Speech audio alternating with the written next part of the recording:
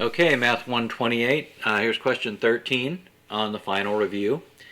You're basically given 6 data elements, a fairly small data set, and you're asked to find something called the standard deviation. Now, standard deviation, I want you to think of it as it's going to be a number. We're going to calculate a number. And this isn't a measure of centrality like the mean, median, mode. It's a measure of how dispersed the data is. So if you can imagine you've got a large data set and you calculate the standard deviation is 5. Say it just comes out to be the number 5. That means that most of the data elements are about 5 units away from the average in the data set. And that's interesting to know, because then if you find a number that's, say, 15 or 20 units away from the data set, you know that that number is kind of a wacky number. It's sort of out there on the extremes. So the standard deviation is a way of kind of calculating this. You know, what's a nice number to think of as a typical deviation from the mean. Now, the problem with calculating a standard deviation is what you'd like to do is just calculate the mean of the data set and then calculate every number's distance from that average and then find the average of that. Well, that would be awesome and that'd be a nice number to have, but the problem is that number is always 0. So it just, the way the math works out, if you calculate it, try to calculate it that way, then you'd end up with 0. So what we do is we do something very similar. We're gonna find the average of this data set.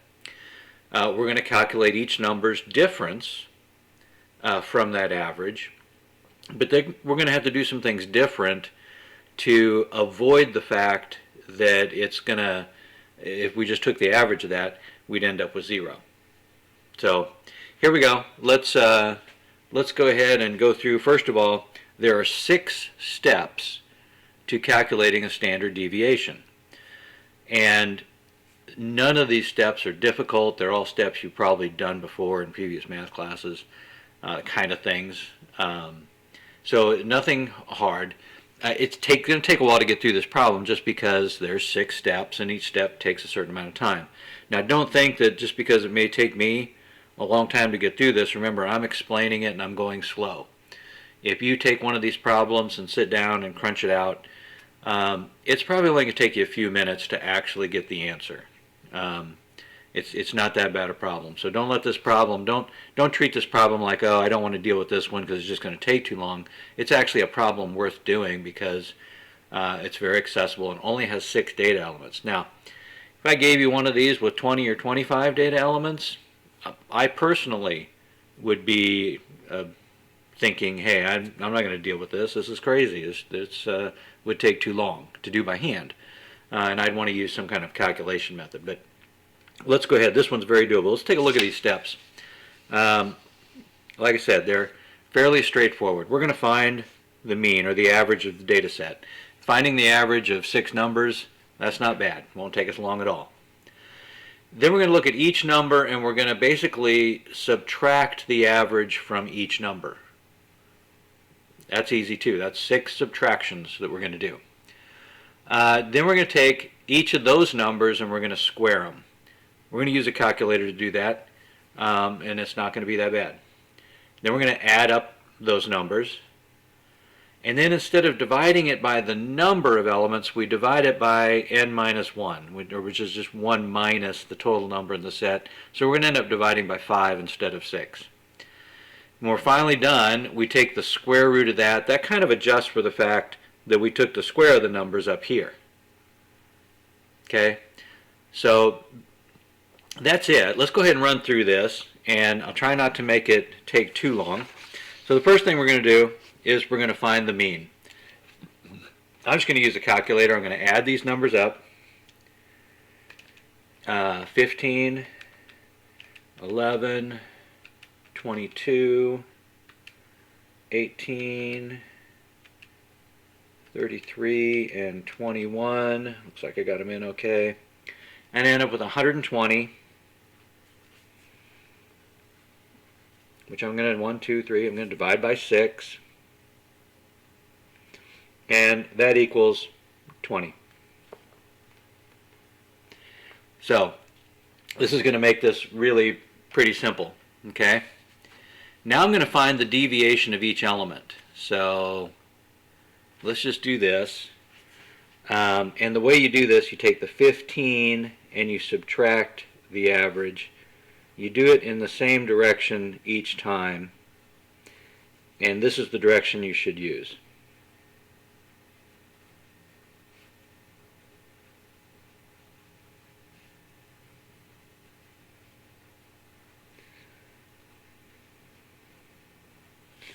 Okay, so we're just going to go ahead and calculate these. This is going to be -5. This is going to be -9. It's going to be 2. This is going to be -2. This looks like it's going to be 13. And this looks like it's going to be 1.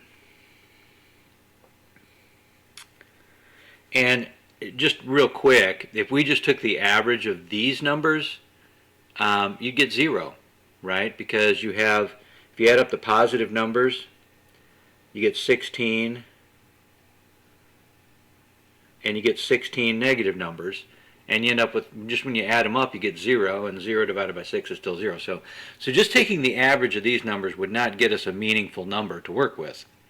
So what we're going to do is we're now going to go on to the next step, and we're going to square each of these. Okay, we're just going to take the square. Most of these we can do in our head. And remember, when you square a number, they always become a positive number. Okay, and that's one of the tricks that make this work a little better. So 5 squared is 25. 9 squared is 81. 4, 169, and of course 1 squared is just 1. Okay, so we squared each one. Now what do? We're going to add up. We're going to add these up.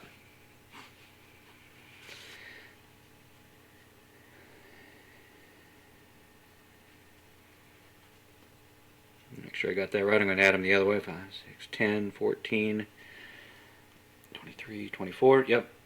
Okay, 10, 12. 18, 284 is what I get. Just kind of looking, that seems reasonable. 8, 14, 18, yep, okay. So I'm going to go with that. That is the sum of my squares. So I've added up the squares now. Now I'm going to divide that number by 5, not 6. So 6 minus 1 is 5. So I'm going to take 284. Divided by 5, and looks like I'm going to get 5, 6 4/5 or something like that. Let's just go ahead and get the decimal. That'll make life easy for us. 284 divided by 5, 56.8. Okay, finally, I'm going to take the square root of that number. So I just need to take 56.8. I'm going to take the square root of that number. I'm going to do that on a calculator. And it was 7.536